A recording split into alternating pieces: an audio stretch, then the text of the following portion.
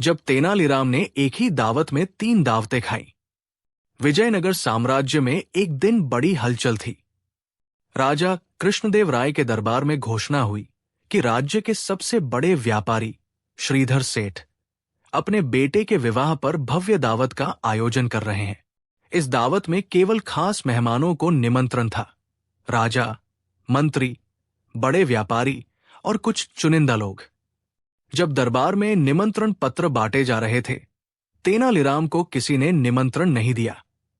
तेनाली ने मुस्कुराकर कहा, अरे कोई बात नहीं, मैं तो वैसे भी ज्यादा नहीं खाता। लेकिन अंदर ही अंदर तेनाली को लगा कि ये सेठ मुझे दावत में नहीं बुलाकर मेरे साथ अन्याय कर रहे हैं।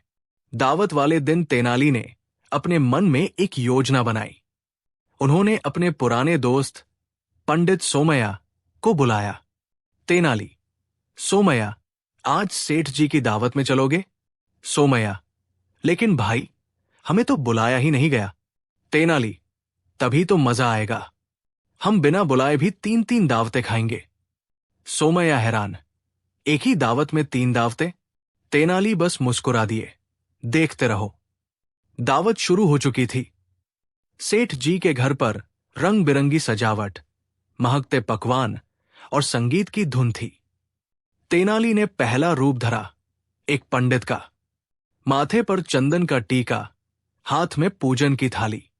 तेनाली सीधे रसोई के पास गए और बोले, सेठ जी ने मुझे विवाह की शुभकामनाएं देने के लिए बुलाया है। पहले भोजन करा दीजिए, फिर मैं आशीर्वाद दूंगा।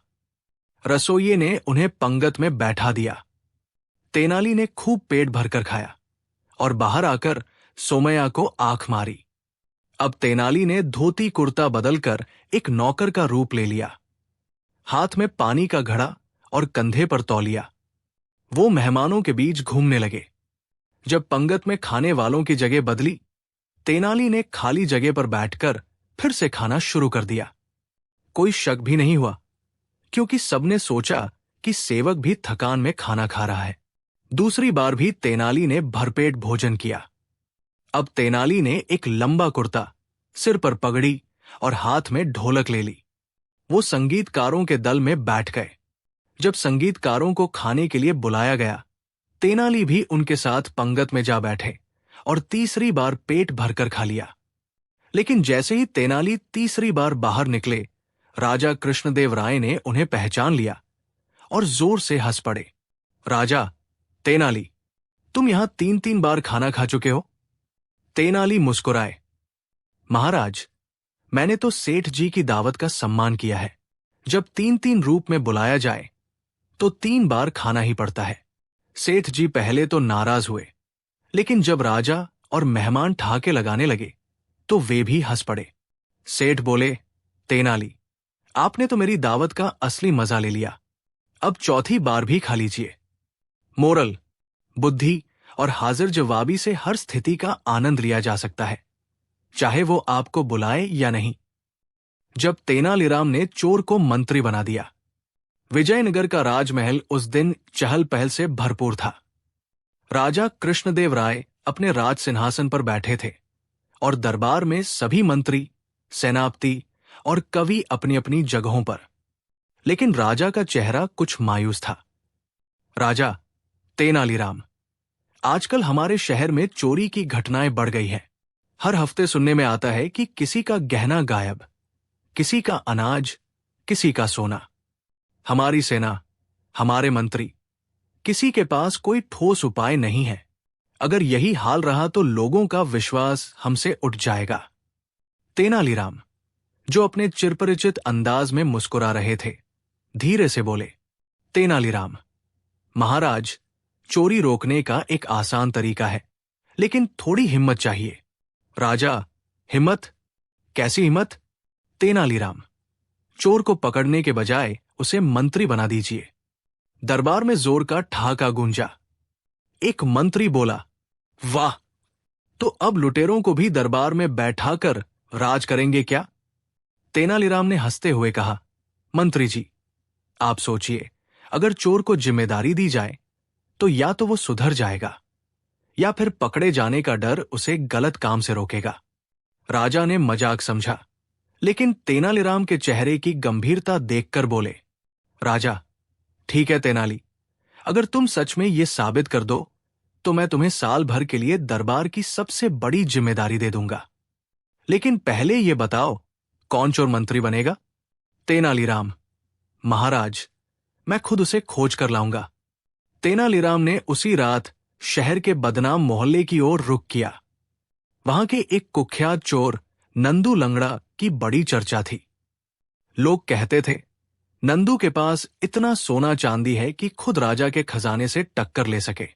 लेकिन नंदू को कभी पकड़ा नहीं गया, क्योंकि वो चालाक, तेज और डरपोक तीनों था। तेनालीराम सीधे उसके अड्डे पर पहुंचे। नंदू चकित होकर, अरे तेनालीराम जी, आप यहां? कहीं राजा ने मुझे पकड़ने भेजा है क्या? तेनालीराम, नंदू, मैं तुम्हें पकड़ने नहीं, मंत्री बनाने आया हूं। नंदू हक्का बक्का रह गया। नंदू, मंत्री? मैं? और वो भी तुम्हारे दरबार का? महाराज को क्या नींद में सपना आया है? तेनालीराम, सपना नहीं, योजना है। तुम्हारी चोरी की आदत को खत्म करने का और साथ ही राजा के लिए एक चाल चलने का। नंदू पहले तो हंसा, लेकिन जब तेनालीराम ने उसे समझाया कि मंत्री बनने से उसे इज्जत, पैसा और सुरक्षा मिलेगी, तो उसने हामी भर दी। तेनालीराम ने कहा, लेकिन ध्यान रखना, अगर तुमने चोरी की तो तुम्हारी गर्दन तुम्हारे गले में नहीं रहेगी। अगले दिन तेनालीराम नंदू को दरबार में ले आए। राजा कृष्णदेव राय ने हैरानी से पूछा, तेनाली, ये कौन? तेनालीराम, महाराज, ये है हमारे नए मंत्री नंदू लाल सिंह। सारे मंत्री हंसी में फट पड़े। कुछ ने मजाक उड़ाया, कुछ ने नाराजगी जताई। राजा, तेनाली, क्या तुम पागल हो गए हो? तेनालीराम, महाराज, एक मौका दीजिए, फिर देखिए कैसे चोरी की घटनाएं खत्म होती है। राजा ने अनिच्छा से हाँ कर दी, लेकिन साफ कहा, अगर ये चोरी करेगा तो तुम्हारी जिम्मेदारी होगी। नंदू मंत्री बना तो उसकी चालाकी काम आई। उसने पहला आदेश जारी किया, शहर के हर व्यापारी को अपने माल का पूरा हिसाब लिखना होगा और हफ्ते में एक बार मुझे दिखाना होगा। व्यापारी डर गए, सोचने लगे, अब मंत्री खुद चोरी करेगा क्या? लेकिन धीरे धीरे नंदू की निगरानी से छोटे मोटे चोर पकड़े जाने लगे। लोग हैरान थे, जो खुद चोर था वही चोर पकड़ रहा था। असल में तेनालीराम ने नंदू को गुप्त रूप से आदेश दिया था, तुम्हारा काम है उन छोटे चोरों को पकड़ना और बड़े चोरों की पहचान मुझे बताना, मैं उनका हिसाब लगाऊंगा। नंदू ने अपने पुराने चोर नेटवर्क का इस्तेमाल किया और शहर के छिपे हुए अपराधियों की पूरी लिस्ट तैयार कर दी।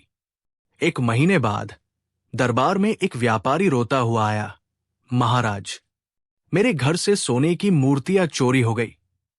सभी की नजरें नंदू पर गई। राजा, नंदू, ये काम तुम्हारा तो नहीं? नंदू मुस्कुराकर, महाराज, असली चोर यही दरबार में बैठा है। पूरा दरबार सन्न रह गया। नंदू ने इशारा किया, ये काम हमारे मंत्री हरिदास जी का है। हरिदास हड़बड़ा गए, झूठ, ये मेरी बदनामी कर रहा है। तेनालीराम ने कहा, महाराज, अगर मैं साबित कर दूं तो इनकी सजा तय आप करेंगे। राजा, साबित करो। तेनालीराम ने अपने लोग भेजे और हरिदास के घर से वही सोने की मूर्तियां बरामद हो गई। राजा ने गुस्से में हरिदास को मंत्री पद से हटा दिया और नंदू की तारीफ की। अब नंदू का नाम पूरे शहर में गूंजने लगा। लोग कहते, ये मंत्री तो चोरों का भी बाप है, लेकिन ईमानदारी से काम कर रहा है। धीरे धीरे नंदू को अपनी इज्जत की आदत लग गई और चोरी का शौक खत्म हो गया। एक दिन उसने तेनालीराम से कहा, राम जी, आपने मुझे बदल दिया, अब मैं सच में ईमानदार बनना चाहता हूं। तेनालीराम ने मुस्कुराकर कहा, देखा ना, जब चोर को इज्जत का स्वाद लग जाता है तो चोरी की भूख मिट जाती है। लेकिन कहानी यही खत्म नहीं हुई। एक साल बाद राजा ने तेनालीराम को बुलाकर कहा, तुमने सही कहा था, चोर को जिम्मेदारी देने से वो सुधर सकता है, लेकिन अगर तुम्हें मौका मिले तो तुम अगला मंत्री किसे बनाओगे? तेनालीराम ने हंसकर कहा, महाराज, अब मैं अगले मंत्री के लिए आपके खजांची की सोच रहा हूं, क्योंकि उसके पास खजाना है और लालच भी। राजा मुस्कुरा दिए, लेकिन खजांची की हालत खराब हो गई। मोरल: कभी कभी किसी को बदलने के लिए उसे सजा नहीं, बल्कि जिम्मेदारी देनी पड़ती है। भरोसा इंसान को अपराधी से इंसान बना देता है। जब तेनालीराम ने एक दिन में 3 राजा बदल दिए। विजयनगर साम्राज्य की सुबह हमेशा की तरह सुनहरी थी, लेकिन उस दिन कुछ अलग ही होने वाला था। महल के विशाल प्रांगण में सैनिकों की हलचल थी। मंत्री आपस में कानाफूसी कर रहे थे और राजा कृष्णदेव राय अपने सिंहासन पर गंभीर मुद्रा में बैठे थे। उनकी आंखों में चिंता की लकीरें थी और हाथ में एक मुहरबंद पत्र। तेनालीराम को तुरंत बुलाओ, राजा ने आदेश दिया। कुछ ही पलों में तेनालीराम अपनी वही शरारती मुस्कान और हल्के फुल्के कदमों के साथ दरबार में आ पहुंचा। महाराज, आज सूरज भी आपके चेहरे को देखकर बादलों में छुपना चाहता है। क्या हुआ? उसने मजाकिया अंदाज में पूछा। राजा ने पत्र खोलकर पढ़ा। विजयनगर की प्रतिष्ठा को चुनौती। पड़ोसी राज्य के राजा ने कहा है कि अगर आज के दिन आपके दरबार में 3 अलग अलग राजा न बैठे तो वो विजयनगर को बिना चाल वाला साम्राज्य घोषित कर देंगे और पूरे दक्षिण में हमारी हंसी उड़ जाएगी। तेनालीराम ने भौहें उठाई। 3 अलग अलग राजा, और वो भी एक ही दिन में? राजा ने गंभीर स्वर में कहा। हां, और उनके दूत दरबार में आ चुके हैं। अगर हम असफल रहे तो शर्मिंदगी हमारी होगी। तेनालीराम के चेहरे पर एक अजीब चमक आई। महाराज, चिंता मत कीजिए। आज का दिन विजयनगर के इतिहास में सुनहरे अक्षरों में लिखा जाएगा और शायद 3 अलग अलग ताज भी पहने जाएंगे। तेनालीराम ने तुरंत महल के बाहर एक संदेश भेजा। मुझे शहर के सबसे हाजिर जवाब धोबी को लाओ। थोड़ी देर बाद एक दुबला-पतला पर आंखों में शरारत वाला धोबी आ गया। उसका नाम था पप्पू धोबी, जो पूरे शहर में अपनी तुनक मिजाजी और बातें बनाने के लिए मशहूर था। पप्पू, क्या तुम राजा बनना चाहोगे? तेनालीराम ने पूछा। पप्पू हंस पड़ा। मुफ्त में? क्यों नहीं? तेनालीराम ने उसे शाही पोशाक पहनाई, सिर पर नकली ताज रखा और गद्दी पर बैठा दिया। जब पड़ोसी राज्य का दूत आया, उसने देखा कि एक गरिमामय राजा दरबार चला रहा है। पप्पू धोबी ने राजा की तरह हुक्म दिए। मंत्री जी, तुरंत आदेश है। आज से हर धोबी को छुट्टी मिलेगी, क्योंकि कपड़े खुद सूख जाएंगे। पूरा दरबार ठहाकों से गूंज उठा, लेकिन दूत को यकीन हो गया कि ये राजा असली है। दोपहर होते होते पप्पू धोबी को तेनालीराम ने विदा किया और गुपचुप एक और योजना बनाई। इस बार उसने बुलाया शहर के सबसे बड़े हलवाई मिठू लाल को। मिठू लाल गोलमटोल, हर वक्त पसीने से तर और मुंह में पान दबाए रहता था। मिठू, राजा बनोगे? तेनालीराम ने पूछा। अगर मिठाई खाने को मिले तो बन जाओ। हलवाई ने तुरंत हामी भरी। राजा कृष्णदेव राय को तेनालीराम ने 1 घंटे के लिए विश्राम कक्ष भेजा और गद्दी पर मिठू लाल को बैठा दिया। जब दूत दोबारा आया तो उसने देखा एक नया राजा शाही लिबास में, पर हाथ में रसगुल्ला थामे बैठा है और दरबारियों को भी खिलवा रहा है। मिठू लाल ने भी शाही आदेश सुनाया। आज से विजयनगर में मिठाई टैक्स खत्म और हर गली में जलेबी के फव्वारे लगेंगे। दूत ने फिर सिर झुका लिया। दूसरा राजा भी पक्का असली लग रहा था। शाम होने को थी और तीसरे राजा की बारी आई। इस बार तेनालीराम ने किसी को नहीं बुलाया। उसने खुद ही शाही वस्त्र पहन लिए, नकली मूछें लगा ली और गद्दी पर बैठ गया। तेनालीराम का अभिनय इतना अद्भुत था कि खुद मंत्री भी चौंक गए। जब दूत आखिरी बार आया तो उसने देखा एक तेजतर्रा राजा गंभीरता से राज्य के कागजात देख रहा है। तेनालीराम ने राजसी अंदाज में कहा, हम विजयनगर के राजा हैं और हमें गर्व है कि हमारा राज्य बुद्धिमानों से भरा है। दूत ने 3 बार अलग अलग राजा देखे और खुशी खुशी अपने राज्य लौट गया। ये रिपोर्ट देने की विजयनगर में सचमुच 3 राजा है, हर एक अलग व्यक्तित्व और अंदाज वाला। अगले दिन राजा कृष्णदेव राय ने हंसते हुए कहा, तेनाली, तुमने तो पड़ोसी राज्य के दिमाग का हलवा बना दिया। तेनालीराम ने मुस्कुराते हुए उत्तर दिया, महाराज, असली ताकत इस बात में नहीं कि ताज किसके सिर पर है, बल्कि इसमें है कि उस ताज को संभालने वाला दिमाग कैसा है। राजा ने तेनालीराम को सोने के सिक्कों से नवाजा और विजयनगर की जनता हफ्तों तक उस दिन की कहानी सुन सुनकर ठहाके लगाती रही।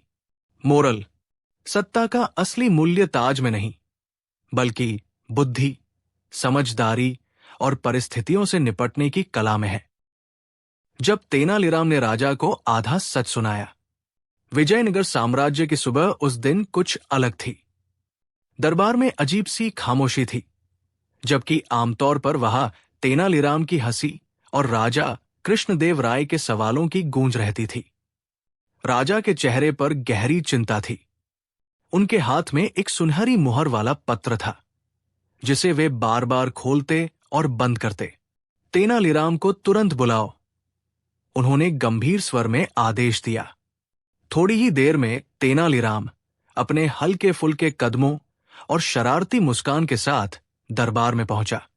महाराज, आज आपका चेहरा देखकर लगता है जैसे किसी ने आपके पसंदीदा आमों की टोकरी से बीज ही निकाल लिए हों।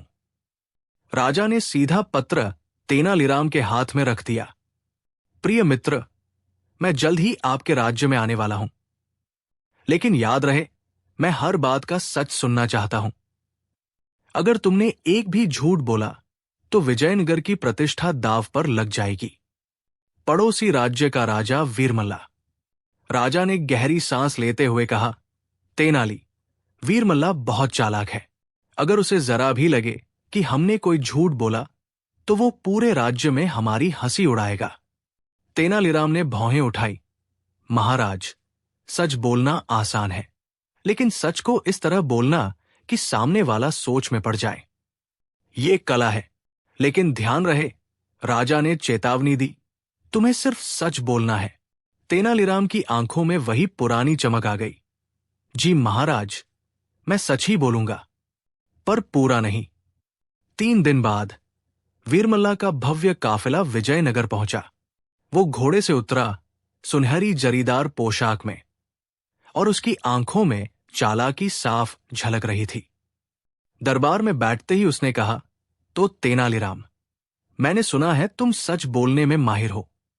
तेनालीराम ने मुस्कुराकर उत्तर दिया, सुना है, सही सुना है, पर पूरा सच आपने नहीं सुना। वीरमल्ला की आंखें सिकुड़ गई। मतलब? तेनालीराम ने कंधे उचका दिए। मतलब ये कि सच हमेशा पूरा बताना जरूरी नहीं। कभी कभी आधा सच भी पूरा सच से ज्यादा असरदार होता है। राजा कृष्णदेव राय चौंक गए। उन्हें डर था कि कहीं तेनालीराम मुसीबत में न पड़ जाए। वीरमल्ला ने पहला सवाल दागा, तेनालीराम, सुना है कि विजयनगर का खजाना इतना भरा है कि 7 पीढ़ियां खर्च करे तो भी खत्म न हो। क्या यह सच है?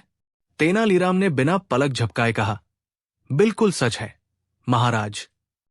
बस ये न सोचिए कि वो खजाना सोने चांदी का है। पूरा दरबार हक्का बक्का रह गया। तेनालीराम ने आगे कहा, हमारा असली खजाना हमारे लोग हैं, उनकी मेहनत, कला और ज्ञान। सोना चांदी तो लुट सकता है, पर यह खजाना अमर है। वीरमल्ला चुप हो गया, क्योंकि तेनालीराम ने सच भी बोला और असल बात छुपाई भी। खजाने में सोना चांदी सचमुच था, लेकिन उसने जिक्र नहीं किया। वीरमल्ला फिर बोला, सुना है कृष्णदेव राय की ताकत पूरे दक्षिण में सबसे ज्यादा है। क्या यह सच है? तेनालीराम ने जवाब दिया, जी हां, पूरी तरह सच। बस ये मत पूछिए कि ताकत किस चीज में है, और अगर पूछूं, वीरमल्ला ने मुस्कुराकर कहा, तो बताना पड़ेगा कि महाराज की सबसे बड़ी ताकत उनकी तलवार नहीं, बल्कि उनका दिमाग है। राजा का चेहरा खिल उठा। वीरमल्ला फिर सोच में पड़ गया कि ये सच भी है और कुछ न कुछ छुपा भी है। वीरमल्ला ने अपनी चाल चली। सुना है कि आपके महल में एक ऐसा गुप्त दरवाजा है जो सिर्फ रात को खुलता है। सच या झूठ? तेनालीराम ने आंखों में चमक के साथ कहा, सच है महाराज। बस ये मत पूछिए कि वो दरवाजा कहां जाता है, और अगर बताने को कहूं तो बताना पड़ेगा कि वो दरवाजा महल के रसोई घर में जाता है, जहां से रात में रानी जी चुपके से आमरस खाने आती है। पूरा दरबार हंस पड़ा। वीरमल्ला का चेहरा तमतमा गया। वो उम्मीद कर रहा था कि तेनालीराम कोई राज खोलेगा, पर उसने मजाक में बात घुमा दी।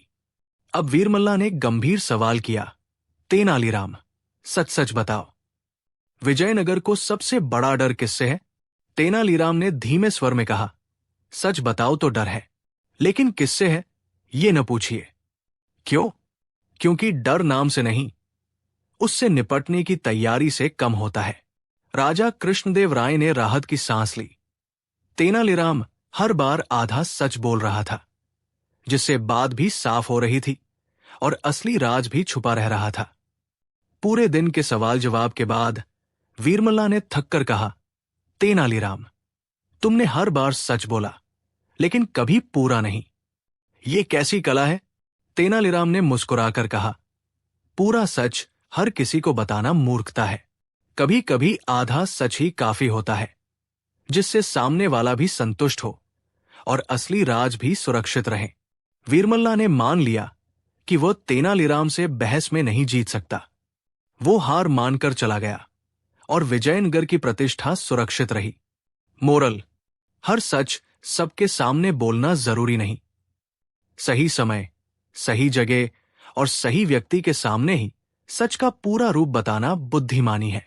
आधा सच भी कभी कभी पूरा असर कर जाता है। जब तेनालीराम ने 7 पहेलियों में दरबार उलझाया, विजयनगर का राज दरबार उस दिन असामान्य रूप से भरा हुआ था। बाहर से आए व्यापारी, मंत्री, सैनिक, कवि और दूर दराज के मेहमान ऑल अपनी अपनी जगह बैठे थे। राजा कृष्णदेव राय ने चारों ओर देखा और मुस्कुराते हुए कहा, आज दरबार में हम सबका मनोरंजन होगा। तेनालीराम, सुना है तुम्हारे पास कोई अनोखी योजना है? तेनालीराम अपनी चालाक मुस्कान के साथ आगे आया। महाराज, आज मैं 7 ऐसी पहेलियां पूछूंगा जिन्हें हल करने में आपका पूरा दरबार उलझ जाएगा। जो इन 7 का उत्तर देगा, उसे मैं अपनी तरफ से एक अनमोल इनाम दूंगा। राजा ने उत्सुकता से कहा, ठीक है तेनाली, लेकिन ध्यान रहे, ये सिर्फ मजाक नहीं, दरबार की प्रतिष्ठा का सवाल है। महाराज, ये प्रतिष्ठा भी बच जाएगी और सबका दिमाग भी घूम जाएगा। तेनालीराम ने ऊंची आवाज में कहा, बताइए, ऐसा क्या है जिसे बिना देखे भी देखा जा सकता है? मंत्री तिमिरचंद्र ने तुरंत कहा, सपना। तेनालीराम मुस्कुराया, सही कहा मंत्री जी, लेकिन अधूरा उत्तर। सपना तो सब देखते हैं, पर कुछ ऐसे होते हैं जो आंखें खुली रखकर भी देखे जाते हैं, जैसे उम्मीद और कल्पना। दरबार में लोग सिर हिलाने लगे। पहली पहेली ने माहौल में गंभीरता ला दी। ऐसा क्या है जो जितना बंटता है उतना बढ़ता है? एक कवि बोला, ज्ञान। दूसरा मंत्री बोला, प्यार। तेनालीराम ने हंसते हुए कहा, दोनों सही। और तीसरा उत्तर भी है, हंसी। जितनी बांटो उतनी बढ़ती है। राजा हंस पड़े। तेनाली, तुम ये पहेलियां पूछ रहे हो या जीवन के पाठ पढ़ा रहे हो? महाराज, दोनों। बताइए, ऐसा क्या है जिसका कोई वजन नहीं, लेकिन उसे तोला जा सकता है? सैनिकों ने सोचा कि ये कोई चाल होगी। एक ने कहा, बातों का वजन। दूसरा बोला, समय का महत्व। तेनालीराम ने कहा, उत्तर है शब्द। शब्द का वजन नहीं होता, पर उसका असर तोलने लायक होता है। तेनालीराम ने सवाल किया, ऐसी कौन सी चीज है जो बिना पंख के उड़ती है? कुछ लोग बोले, हवा। कुछ ने कहा, ध्वनि। तेनालीराम ने मुस्कुराकर कहा, उत्तर है समाचार। राजा ने ठहाका लगाया, सही कहा, और गलत समाचार तो बिजली की तरह दौड़ता है। दरबारियों ने एक स्वर में कहा, तौलिया। तेनालीराम हंस पड़ा, सही है, लेकिन यह भी सोचिए कि यह तौलिया सिर्फ कपड़ों का नहीं। कभी कभी इंसान खुद दुख सहकर दूसरों को सिखाता और हंसाता है। राजा ने कहा, और ये काम तुम रोज करते हो। ऐसा क्या है जो टूटे तो कोई आवाज नहीं करता? कुछ देर चुपी रही। फिर एक बुजुर्ग दरबारी ने कहा, विश्वास। तेनालीराम ने सिर झुकाकर कहा, सही, यही उत्तर है। राजा ने गंभीर होकर कहा, यह सच है, और यही कारण है कि भरोसा सबसे कीमती है। ऐसा क्या है जो जितना खाली हो उतना काम का है? किसी ने कहा, घड़ा। दूसरे ने कहा, थैला। तेनालीराम ने कहा, दोनों सही। और इंसान का दिमाग भी। जितना खाली, मतलब पूर्वाग्रहों से मुक्त, उतना सीखने के काम का। 7 पहेलियों के बाद पूरा दरबार सोच में पड़ गया। राजा ने कहा, तेनाली, जब ये पहेलियां तो जादुई पानी का राज खोला, लेकिन तुमने इनके बीरबल की बात जीवन का वो ज्ञान भी घबरा गया और बोला। तेनालीराम ने मुस्कुराकर कहा, मैं सच बताता हूं महाराज, पहेलियां सिर्फ दिमाग जादुई नहीं है। हमारे गांव के मुखिया ने दिखाती है, अफवाह फैलाई मोरल, ताकि लोग उससे ये पानी, विश्वास और वो धन कमा सके। ये सब जीवन बीरबल ने मुस्कुराते हुए कहा, पहेलियां सिर्फ खेल नहीं, मैंने गांव में जाकर सीखने का माध्यम भी है। पानी एक साधारण तालाब से लिया जाता है, जिसके पास कुछ औषधीय पौधे उगते हैं। उन पौधों के कारण पानी में कुछ औषधीय गुण आ जाते हैं, लेकिन ये कोई जादू नहीं है। अकबर ने गंभीर होकर कहा, तो ये सब एक धोखा था? बीरबल ने सिर हिलाते हुए कहा, जी हां, जहांपनाह। ये मुखिया की चाल थी लोगों से धन कमाने की। अकबर ने आदेश दिया, उस मुखिया को दरबार में पेश किया जाए और उचित दंड दिया जाए, ताकि भविष्य में कोई ऐसी धोखाधड़ी न कर सके।